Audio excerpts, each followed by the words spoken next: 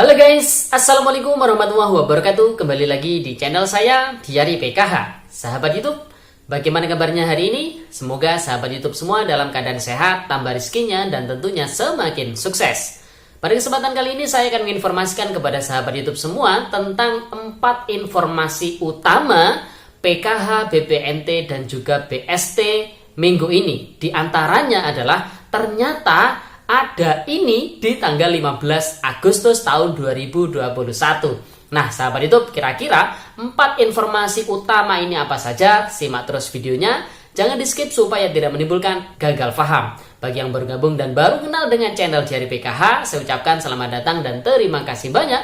Saya mohon bantuannya kepada sahabat YouTube semua untuk terus mendukung channel Diari PKH dengan cara like, share, komen, dan tentunya silakan di-subscribe channelnya, aktifkan notifikasi loncengnya supaya sahabat YouTube semua tidak ketinggalan di video-video terbaru dari channel Diari PKH ini. Dan silakan di-share ke grup-grup media sosial sahabat YouTube semua apabila video kali ini bermanfaat. Oke sahabat YouTube, langsung saja saya akan melanjutkan informasinya terkait dengan 4 informasi utama PKH, BPNT, dan juga BST minggu ini. Nah, diantaranya terkait dengan ternyata ada ini di tanggal 15 Agustus tahun 2021. Kira-kira ada apa? Channel Diari PKH akan mengungkap kebenarannya, sahabat YouTube. Oke, sahabat YouTube, langsung saja memasuki informasi utama yang pertama minggu ini terkait dengan PKH, BPNT, dan juga BST, yaitu terkait dengan syarat wajib vaksinasi untuk calon penerima bantuan sosial ataupun bagi penerima bantuan sosial di beberapa daerah, sahabat YouTube. Nah, ini dari Kementerian Sosial Republik Indonesia akhirnya buka suara terkait dengan beberapa daerah yang mewajibkan adanya syarat vaksinasi bagi calon penerima bantuan sosial ataupun bagi penerima bantuan sosial, baik itu PKH, BPNT maupun BST ataupun bantuan beras 10 kg, sahabat YouTube. Nah, sahabat YouTube, di sini dari Kementerian Sosial Republik Indonesia buka suara terkait dengan hal tersebut. Bahwasanya Menteri Sosial Ibu Risma mengatakan bahwasanya terkait dengan syarat wajib vaksinasi itu tidak ada, ya sahabat YouTube. Jadi vaksinasi bagi penerima bantuan sosial ataupun calon penerima bantuan sosial itu adalah anjuran, ya, adalah anjuran, karena perlu diingat tidak semua masyarakat Indonesia ataupun penerima bantuan sosial ini bisa divaksin. Ada kategori-kategori khusus yang memang tidak bisa divaksin, ya sahabat YouTube. Nah, ini kalau seandainya diwajibkan, ya ini ya repot juga bagi yang tidak kena divaksin, masa harus divaksin, kan justru beresiko, sahabat YouTube, ya. Jadi itu informasi yang pertama. Jadi apabila ada daerah yang mewajibkan syarat vaksinasi bagi calon penerima bantuan sosial, Kementerian Sosial Republik Indonesia memastikan itu tidak ada. Jadi vaksinasi bagi calon penerima bantuan sosial ataupun penerima bantuan sosial, baik itu PKH, BPNT maupun BST, itu hanya anjuran, sahabat YouTube, ya. Jadi bisa dipahami, perlu diingat vaksinasi itu sangat perlu dilakukan karena untuk penanganan virus COVID-19 ini lebih mudah. Jadi seperti itu, ya sahabat YouTube. Kemudian informasi utama yang kedua yaitu terkait dengan Kementerian Sosial Republik Indonesia akan merevisi, ya, aturan terkait dengan pendamping sosial, baik itu PKH ataupun BPNT. Terkait dengan akhir-akhir ini banyak sekali ditemukan adanya penyelewengan, baik itu korupsi ataupun penyalahgunaan bantuan sosial yang dilakukan oleh oknum, ya, oleh oknum pendamping sosial, baik itu pendamping PKH maupun pendamping BPNT. Oleh sebab itu, agar tidak terjadi hal-hal serupa di kemudian hari, maka Kementerian Sosial Republik Indonesia akan merevisi, ya, terkait dengan aturan pendamping sosial. Nah, jadi revisinya seperti apa? Jadi mohon doanya semoga revisinya ya revisi yang terbaik, ya sahabat YouTube. Kemudian informasi utama yang ketiga yaitu terkait dengan ada 2 hal sepele yang harus dilakukan oleh para penerima manfaat bantuan sosial, baik itu PKH maupun BPNT. Yang pertama, hal sepele yang harus dilakukan adalah memegang kemudian menyimpan kartu KKS-nya sendiri. Kemudian yang kedua adalah memanfaatkan dengan cara mengambil bantuan sosial baik itu PKH maupun BPNT secara mandiri, sahabat YouTube, ya. Karena 2 hal ini meskipun sepele wajib dilakukan oleh penerima manfaat baik itu PKH maupun BPNT agar ya, agar tidak ada istilahnya penyalahgunaan bantuan sosial oleh oknum-oknum yang tidak bertanggung jawab, baik itu pendamping sosialnya ataupun ketua kelompoknya ataupun pemerintah, ya, oknum pemerintah desa, baik itu RT RW dan sebagainya. Jadi untuk menghindari penyalahgunaan tersebut, maka dua hal sepele ini harus dilakukan oleh penerima manfaat bantuan PKH dan juga penerima manfaat bantuan BPNT, sahabat YouTube. Oke, sahabat YouTube, memasuki informasi yang keempat, yaitu terkait dengan ternyata ada ini di tanggal 15 Agustus tahun 2021, sahabat YouTube. Tepatnya hari Minggu, tanggal 15 Agustus tahun 2021. Ramai diperbincangkan terkait dengan ada apa sih sebenarnya di tanggal 15 Agustus tahun 2021. Nah, pada kesempatan kali ini, channel Diari PKH akan mengungkap kebenarannya, sahabat YouTube. Ternyata di tanggal 15 Agustus tahun 2021 terdapat peristiwa, ya, kemungkinan ataupun perkiraan diturunkannya SPM, surat perintah membayar, dari Kemendikbudristek atau dari Puslapdik ke KPPN, sahabat YouTube. Terkait dengan penyaluran bantuan program Indonesia Pintar tahun 2021, sahabat YouTube. Nah, informasinya selengkapnya seperti apa? Di sini saya sudah mendapatkan PowerPoint, ya. Di sini informasinya seluruh nominasi penerima PIP akan dievaluasi bersama-sama secara periodik. Di sini ada evaluasi SK nominasi, ya. Jadi perlu sahabat YouTube ketahui bersama bahwasanya ada perbedaan mekanisme pencairan bantuan PIP di tahun 2021 ini.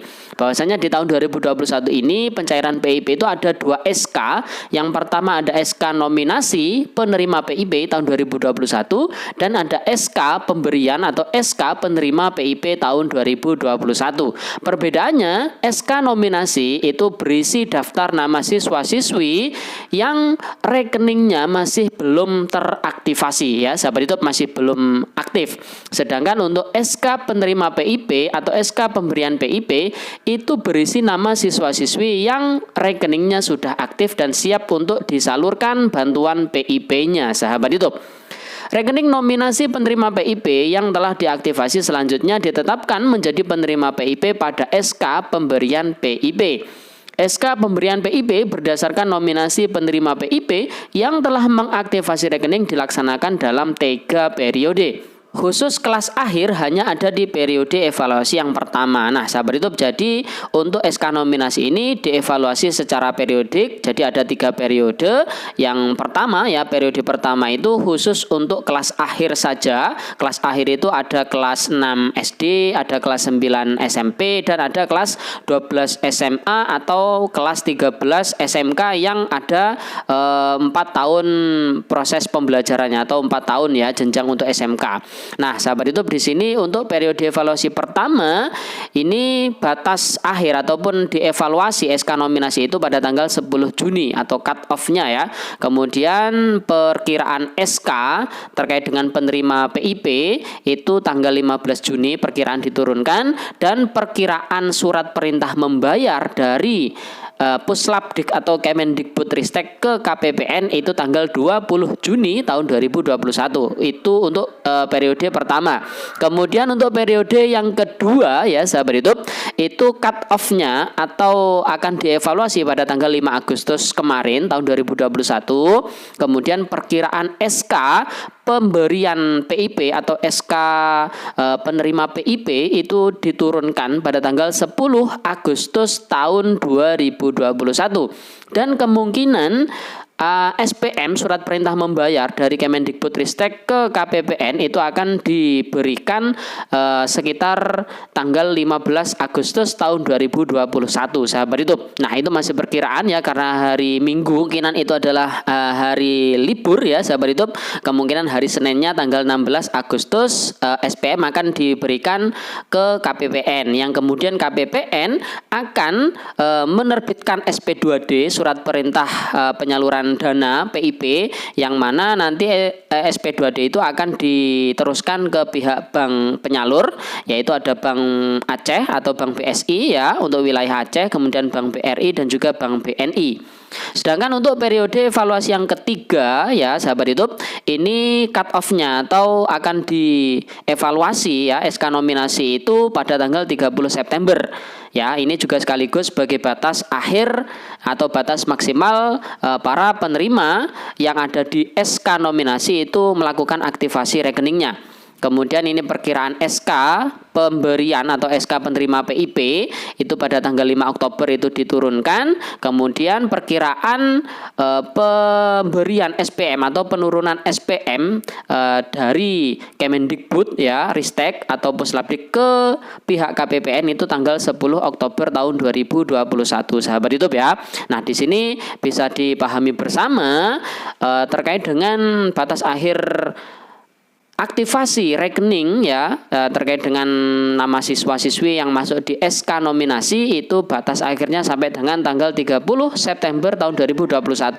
Jika ya yang bersangkutan ini si siswa-siswi ini tidak melakukan aktivasi hingga lebih dari tanggal 30 September ini, maka akan dibatalkan status penerima PIP-nya di tahun anggaran tahun 2021 ini. Jadi pihak Puslapdik ini menunggu apabila di periode pertama belum aktivasi, periode kedua belum aktivasi, ditunggu hingga periode yang ketiga sahabat YouTube. Jadi ini menuntut peran aktif pihak sekolah untuk menginformasikan ke pihak siswa-siswi ataupun wali muridnya ya sahabat YouTube. Nah sahabat YouTube, kemudian ini besaran dana per siswanya. Untuk siswa SD ini per tahunnya 450.000 khusus kelas 6 di semester genap dan kelas 1 di semester gasal ini sebesar Rp225.000. Kemudian untuk SMP per tahunnya ini Rp750.000 khusus kelas 9 di semester genap dan kelas 7 di semester gasal sebesar Rp375.000. Untuk kelas SMA ya, jenjang SMA, SMALB, SMK atau paket C ini per tahunnya Rp1.000.000 khusus kelas 12 di semester genap dan kelas 10 di semester gasal sebesar Rp500.000. Kemudian untuk SMK yang program 4 tahun ini per tahunnya adalah Rp1.000.000 khusus kelas 13 di semester genap dan kelas 10 di semester gasal sebesar Rp500.000. Perlu diingat untuk yang kelas akhir ini dapatnya adalah setengahnya ya. Misalnya ini kelas 6 karena di semester genap maka dapatnya Rp225.000. Namun ditetapkan 2 kali. Jadi nanti ketika yang bersangkutan si siswa ini masuk di SMP, maka di SMP di semester pertamanya, di semester gasalnya dia akan mendapatkan Rp375.000. Jadi ditetapkan 2 kali. Yang pertama di semester genap di kelas 6, yang kedua di semester gasal atau semester ganjil di kelas 7-nya sahabat YouTube. Itu juga berlaku untuk yang naik jenjang dari SMP ke SMA ataupun ke SMK sahabat YouTube. Jadi bisa dipahami ya. Nah ini yang dimaksud terkait dengan SPM tadi. Jadi dari Kemendikbud ini mengajukan surat permintaan pembayaran atau SPP dan surat perintah membayar atau SPM ke KPPN. Nah kemudian KPPN akan menyalurkan, jadi akan mengeluarkan SP2D ya sahabat YouTube. Ini menyalurkan ke pihak bank penyalur ya untuk nanti ditransfer ke masing-masing rekening penerima PIP. Di sini ada 3 bank penyalur, ada Bank Aceh atau Bank Syariah Indonesia ini untuk khusus wilayah Aceh. Kemudian ada Bank BRI ini untuk jenjang SD, kemudian SMP, kemudian untuk BNI ini untuk jenjang SMA ataupun SMK ya sahabat YouTube. Dan ini untuk peruntukan bantuan PIP-nya yang pertama membeli buku dan alat tulis, kemudian membeli seragam dan perlengkapan sekolah, membiayai transportasi ke sekolah, uang saku peserta didik, biaya kursus bagi peserta didik pendidikan formal, dan biaya praktik tambahan dan biaya magang. Ini untuk SMK-nya ya sahabat YouTube. Nah jadi informasinya seperti itu terkait dengan ada apa sih sebenarnya di tanggal 15 Agustus tahun 2021.